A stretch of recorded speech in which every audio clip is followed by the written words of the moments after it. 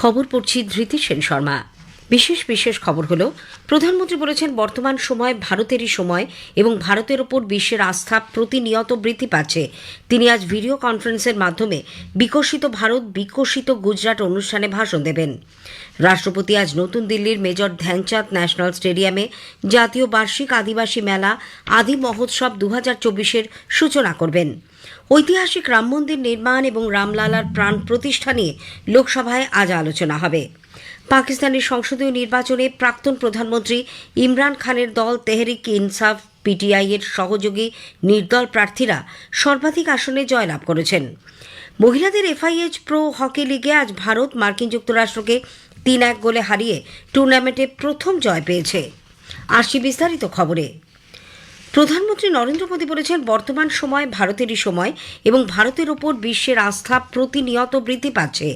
নতুন দিল্লিতে গতকাল টাইমস গ্লোবাল বাণিজ্য শীর্ষ সম্মেলনে শ্রী মোদী বলেন, বিশ্বের বিভিন্ন দেশের রাজনৈতিক ও অর্থনৈতিক বিশেষজ্ঞদের মতে গত 10 বছরে উন্নয়নের পথে ভারতের আমূল রূপান্তর ঘটেছে। সময় মতো বিভিন্ন পরিকল্পনা ও প্রকল্প রূপায়ণে তাঁর সরকারের প্রকৃত পরিচয় বলে জানিয়ে প্রধানমন্ত্রী দাবি করেন, ভারতের প্রতি বিশ্বের অন্যান্য দেশের এই মনোভাব ও দৃষ্টিভঙ্গি আগে কখনো দেখা যায়নি। आज दुनिया के हर डेवलपमेंट एक्सपर्ट ग्रुप में चर्चा है कि भारत 10 साल में ट्रांसफॉर्म हो चुका है, कि आज दुनिया का भारत पर भरोसा कितना ज्यादा है। भारत की सफलता को लेकर दुनिया में ऐसा पॉजिटिव सेंटिमेंट शायद ही कभी किसी ने अनुभव किया हो। इसलिए ही लाल किले से मैंने कहा है, यही समय है, सही समय है। প্রধানমন্ত্রী আজ ভিডিও কনফারেন্সের মাধ্যমে বিকশিত ভারত বিকশিত গুজরাট অনুষ্ঠানে ভাষণ দেবেন। অনুষ্ঠানে তিনি পিএম আবাস যোজনা এবং অন্যান্য আবাস প্রকল্পের অধীনে সারা গুজরাটে 1,30,000-এরও বেশি বাড়ি নির্মাণের শিলান্যাস করবেন এবং প্রাপকদের হাতে তা তুলে দেবেন। আকাশবাণীর সংবাদদাতা জানাচ্ছেন, রাজ্যের সব জেলার 180টি স্থানে এই অনুষ্ঠান সরাসরি দেখানোর ব্যবস্থা করা হয়েছে। বানাসকান্থের দিশায় আয়োজিত মূল অনুষ্ঠানে উপস্থিত থাকবেন মুখ্যমন্ত্রী ভূপেন্দ্র প্যাটেল। কেন্দ্রীয় সরকারের বিভিন্ন প্রকল্পের সহস্রাধিক সুবিধা প্রাপক এতে যোগ দেবেন। প্রধানমন্ত্রী নরেন্দ্র মোদী আগামীকাল মধ্যপ্রদেশ সফরে যাবেন। সেখানে তিনি ঝাবুয়ায় 7,300 কোটি টাকারও বেশি মূল্যের বিভিন্ন উন্নয়নী প্রকল্পের উদ্বোধন ও শিলান্যাস করবেন। আহার অনুদান যোজনার আওতায় 2 লক্ষ মহিলা উপভোক্তাকে শ্রী মোদী আহার অনুদানের মাসিক কিস্তির টাকা প্রদান করবেন। এই প্রকল্পে মধ্যপ্রদেশের বিভিন্ন অনগ্রসর ও উপজাতি মহিলাদের পুষ্টিকর খাদ্যের জন্য প্রত্যেক মাসে 1,500 টাকা করে দেওয়া হয়ে থাকে। এছাড়াও প্রধানমন্ত্রীর স্বামিত্ব প্রকল্পের সুবিধাভোগীদের হাতে 1,75,000 অধিকার অভিলেখ তুলে দেবেন।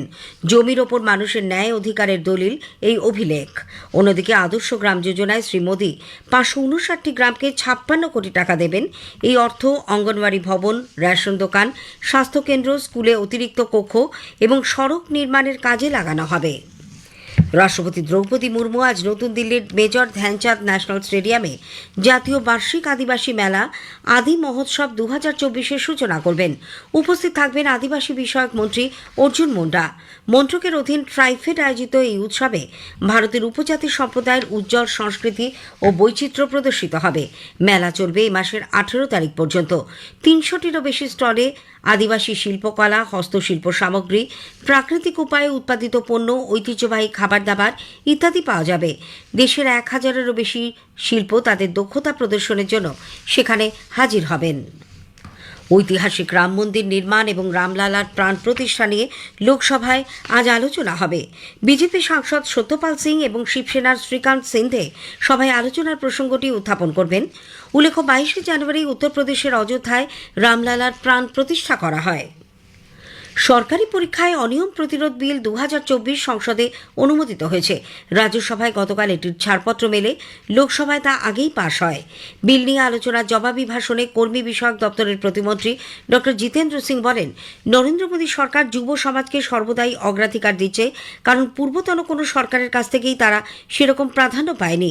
যুবকেন্দ্রিক বিভিন্ন সংস্কারমূলক পদক্ষেপও সরকার গ্রহণ করেছে, যার মধ্যে আছে নিয়োগ সংক্রান্ত বিভিন্ন পরীক্ষায় ইন্টারভিউ, গেজেটেড অফিসারদের কাছ থেকে অ্যাটেস্টেশন তুলে দেওয়া ও রোজগার মেলার বন্দোবস্ত করা। উল্লেখ্য, এই বিলে সরকারি নিয়োগ পরীক্ষায় অসৎ উপায় অবলম্বন এবং অনিয়মের জন্য সর্বোচ্চ 10 বছরের কারাবাস এবং 1 কোটি টাকা পর্যন্ত জরিমানার সংস্থান রয়েছে। Public examination prevention of unfair means নামে বিলটি মেধাবী পড়ুয়া এবং চাকরি প্রার্থীদের স্বার্থ রক্ষা করতেই আনা হয়েছে বলে জিতেন্দ্র সিং উল্লেখ করেন। তিনি বলেন, পরীক্ষায় অনিয়ম ঠেকানো এবং সংগঠিত অপরাধ চক্র নিয়ন্ত্রণ করাই এর লক্ষ্য। ছাত্রছাত্রী এবং চাকরি প্রার্থীরা প্রস্তাবিত আইনের আওতায় আসবেন না বলেও কেন্দ্রীয় মন্ত্রী জানিয়েছেন। উপরাষ্ট্রপতি জগদীপ ধনখড় একদিনের সফরে আগামীকাল মহারাষ্ট্রের গন্ডিয়া যাবেন। সফরকালে তিনি গন্ডিয়া ও ভান্ডারা জেলার কৃতী ছাত্রছাত্রী এবং বিশিষ্ট ব্যক্তিদের সোনার মেডেল দিয়ে সম্মানিত করবেন। গন্ডিয়ায় সরকারি মেডিকেল কলেজ ও হাসপাতালের শিলান্যাস অনুষ্ঠানে তিনি প্রধান অতিথির আসন অলঙ্কৃত করবেন। এ খবর আপনারা শুনছেন আকাশবাণী থেকে।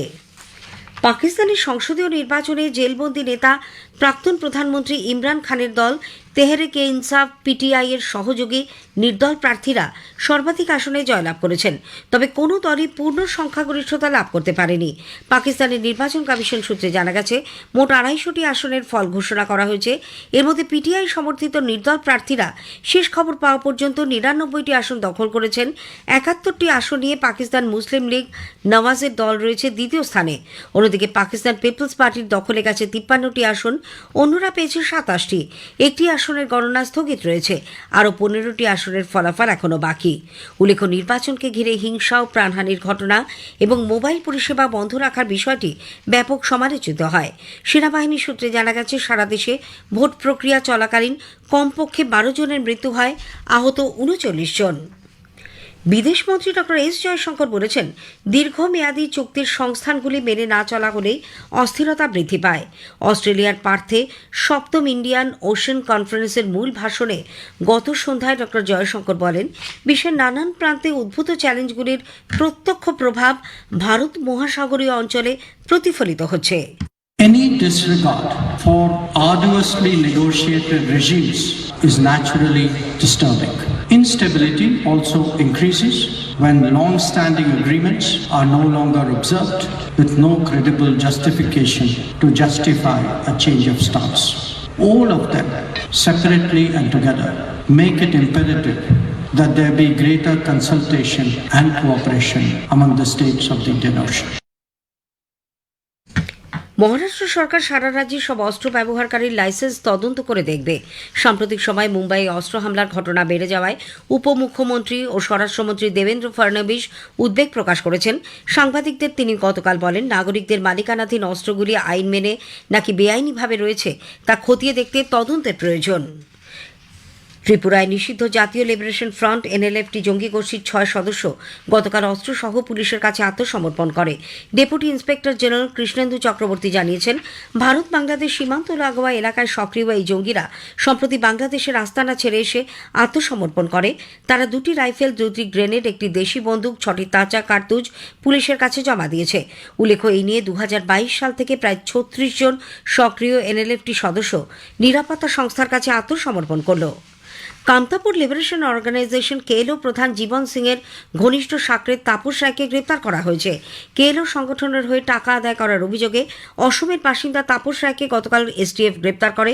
শিলিগুড়ি এসটিএফ সূত্রে জানা গেছে, বিকেলে গ্রেপ্তারের পরেই ধৃতকে আদালতে পেশ করা হয়। তদন্তের স্বার্থে তাকে 10 দিনের জন্য আদালত হেফাজতে রাখার নির্দেশ দিয়েছেন বিচারক।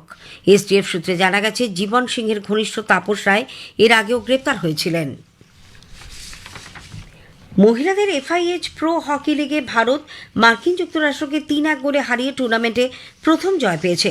ভারতের হয়ে বন্দনা কাটারিয়া, দীপিকা ও সালিমা গোল করেন। মার্কিন যুক্তরাষ্ট্রের হয়ে একমাত্র গোলটি করেছেন কার্লেস সানে।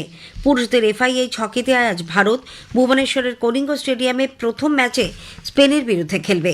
খেলা শুরু হবে সন্ধ্যে 7:30টায়। হরমনপ্রীত সিং এর অধিনায়কত্বে ভারতীয় দল জয় দিয়ে অভিযান শুরু করতে উৎসাহী। লিগের দ্বিতীয় পর্ব আগামী 19 থেকে 25 ফেব্রুয়ারি রাউরকেল্লার বিরসা মুন্ডা স্টেডিয়ামে হবে। বক্সিংয়ে কমনওয়েলথ গেমসের সোনাজয়ী অমিত পাঙ্ঘাল এবং জাতীয় চ্যাম্পিয়ন সচিন ৭৫তম স্ট্র্যান্ডজার স্মারক বক্সিং প্রতিযোগিতার সেমিফাইনালে উঠেছেন। বুলগেরিয়ার সোফিয়ায় গতকাল ৫১ কেজি বিভাগে অমিত মঙ্গোলিয়ার আলদারিক্স বালতালুগাকে হারিয়ে দেন। অন্যদিকে ৫৭ কেজি বিভাগে সচিন জর্জিয়ার কাপান্দাজে জিওর্জিকে হারিয়ে দিয়েছেন। আজ সেমিফাইনালে অমিত তুরস্কের স্যামেদ গুরমুজ এবং সচিন ইউক্রেনের আব্দুর রাইফ আইদারের মুখোমুখি হবেন। ভারতের বিশ্ব চ্যাম্পিয়ন নিখাত জারিন ও অরুন্ধতী চৌধুরী আগেই সেমিফাইনালে ওঠেন। ভারতের সুমিত নাগাল Chennai open ATP Challenger tennis প্রতিযোগিতায় পুরুষদের সিঙ্গলসের সেমিফাইনালে উঠেছেন। শীর্ষ বাছাই সুমিত গতকাল চেক প্রজাতন্ত্রের ডমিনিক পালানকে হারিয়ে দেন। দক্ষিণ আফ্রিকার বেননির সাহারা পার্ক উইলমোর ক্রিকেট স্টেডিয়ামে অনূর্ধ্ব-19 বিশ্বকাপের ফাইনালে ভারত আগামীকাল অস্ট্রেলিয়ার মুখোমুখি হবে।